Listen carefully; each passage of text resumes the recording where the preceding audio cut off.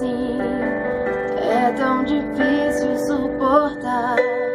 O medo, a dor e essa lágrima no olhar. Não sabes mais o que fazer, nem mesmo para onde ir. A única certeza é que chegou ao fim.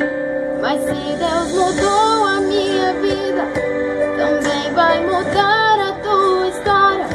Deus não deu seu único filho pra morrer por nós em vão outrora. Derramou seu sangue carmesim por você e também por mim. Você não nasceu para sofrer.